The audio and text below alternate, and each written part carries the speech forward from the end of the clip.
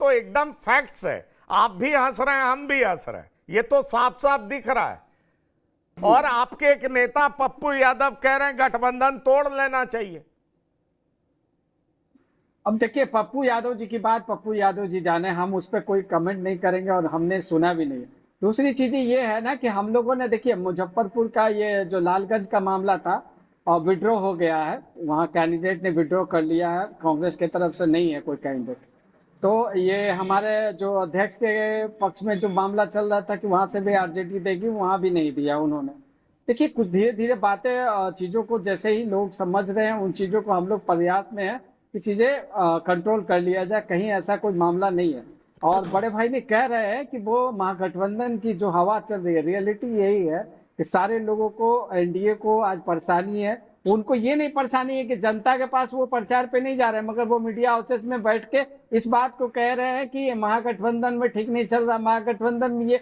अरे ठीक है, तो महागठबंधन में नहीं अगर है तो आप देखिए अपना, आप देख तो और अच्छा बात है ना, उनके लिए तो और अच्छी बात है कि महागठबंधन में ठीक नहीं चला, तो वो अरे परेशान क्यों है? ये तो रह गई ये बात तो आज। ये तो हर पॉलिटिकल पार्टी का प्रॉब्लम है कि वो अपना नहीं देखता है, दूसरे के घर में ज्यादा देखता है। बताइए क्यों नहीं कहेगा? 6 जगह आप आरजेडी के खिलाफ लड़ रहे हैं, 4 जगह आप सीपीआई के खिलाफ लड़ रहे हैं, 1 जगह आप पान पार्टी जो है आईपी गुप्ता के खिलाफ लड़ रहे हैं। भाई आईपी गुप्ता से तो आपकी बड़ी छनती है, अंदर अंदर खूब मीटिंग हो रहा था, फिर आईपी गुप्ता के खिलाफ आपने क्यों उम्मीदवार उतार दिया बेलदौर में? ये बात समझ में नहीं आ रही।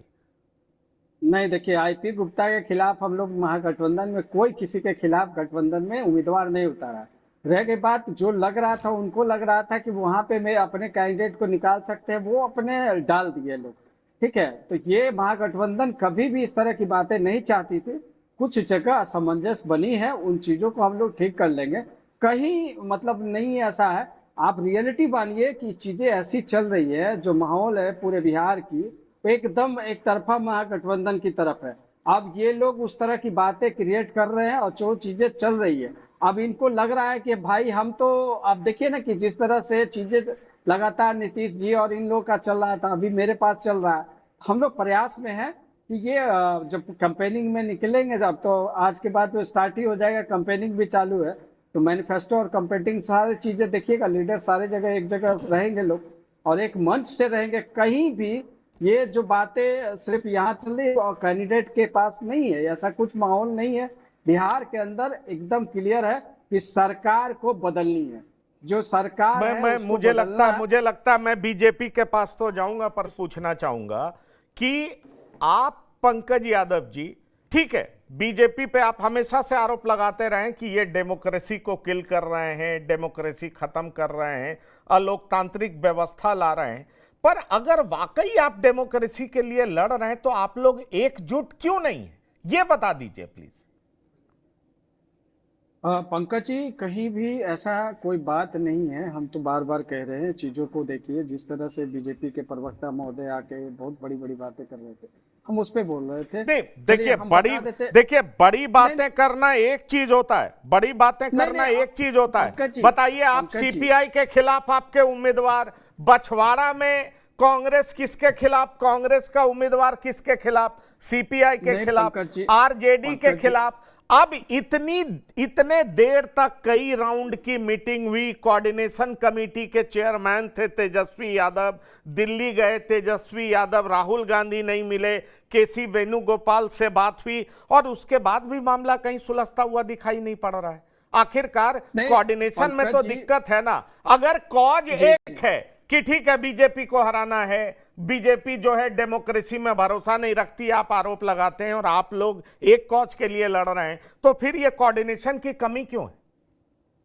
देखिए, वही कहना चाह रहा है कि जिस तरह लोकतांत्रिक व्यवस्था में हर एक आदमी को बोलने का अधिकार है, वो हमारे पार्टी के अंदर भी है। इनकी तरह डेमोक्रेटिक जो कहते हैं मगर करते नहीं, हिटलर शाही टाइप का।